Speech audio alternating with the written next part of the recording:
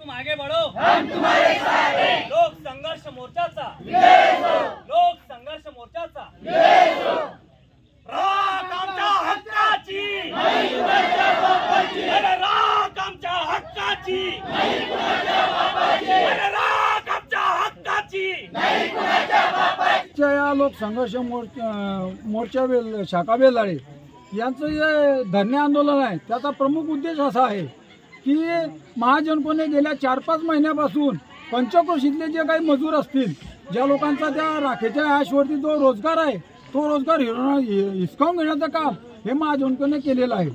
आणि संभाजीनगर उच्च न्यायालयाच्या आदेशाप्रमाणे संभाजीनगर उच्च न्यायालयाचा आदेशाचं पालन व्हावं यासाठी आम्ही इथं धरणे आंदोलन करत आहे। उच्च न्यायालयाने दिलेला आदेश आहे की 20% कोट्यातून स्थानिकांना, प्रकल्पग्रस्तांना आणि बेरोजगारांना राख उचलण्याची परवानगी द्यावी आणि याचे लघु आदेश जारी करावे। तरी सदरहून महाजनकोचे जे अधिकारी आहेत ते म्हणजे एक प्रकारे गेंड्याच्या कातडीचे असं म्हटलेलं काही हरकत नाही आहे। कारण आम्ही त्यांच्याकडे गेल्या 10 दिवसापासून मागणी करतोय की कोर्टाचा आदेश आलेला आहे, कोर्टाच्या आदेशानुसार आम्हाला आमची राख उचलण्याची परवानगी द्यावी। पण वेळोवेळी जाऊन नुसतं आम्हाला फक्त चॉकलेटी देण्याचं काम चाललेलं आहे। आणि आमची सदरून अशी मागणी आहे की जोपर्यंत आमची मागणी मान्य होणार नाही तोपर्यंत आम्ही महाजनकोचं एकही काम इथून होऊ देणार नाही याच्या पुढे आता। कारण लोकांचा गेलेला रोजगार, कारण आजूबाजूचे जेवढे मजूर आहेत ते पूर्ण त्या डॅमवरती अवलंबून आहे त्यांचा। आणि महाराष्ट्रामध्ये बेरोजगारीचं संकट असताना इथं लोकांनी स्वयंरोजगार तयार केलेला आहे आणि स्वयंरोजगार मोडीत काढण्याचं काम ही महाजनकोने केलेलं आहे। सदरून आमची मागणी आहे की उच्च न्यायालयाच्या आदेशाचे पालन व्हावे आणि उच्च न्यायालयाच्या आदेशाचे पालन जर नाही झाले तर हे आंदोलन अधिक तीव्र स्वरूपात संघर्ष मोर्चाच्या माध्यमातून या ठिकाणी जे धरणे आंदोलन चालू आहे या पंचक्रोशीतील तमाम बेरोजगार तरुण या ठिकाणी होरपळला गेला। जवळजवळ 4 महिन्यापासून सर्वांवर बेरोजगारीचं संकट उभं राहिलं आहे। या ठिकाणी महाराष्ट्रामध्ये कुठल्याच प्रकारचे रोजगार नसताना, इथे स्थानिक रोजगार असताना सरकारने या मजुरांच्या तोंडातील जो घास होता, जो रोजगार होता तो हिरावून घेण्याचं काम केलेलं आहे। तर शासनाला माझी अशी नम्र विनंती आहे की त्यांनी या पंचक्रोशीतील बेरोजगार तरुणांचा विचार करून आम्हाला न्याय द्यावा अशी मी शासनास विनंती करतो।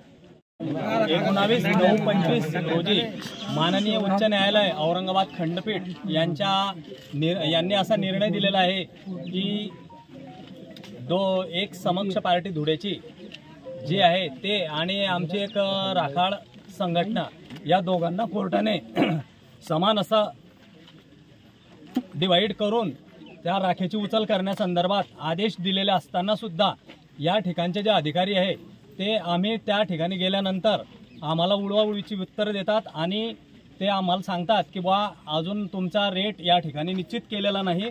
तरी आमची अशी मागणी आहे की आपल्या सोयीनुसार जो काही रेट ठरेल त्याप्रमाणे आम्ही ते घेण्यास तयार आहे।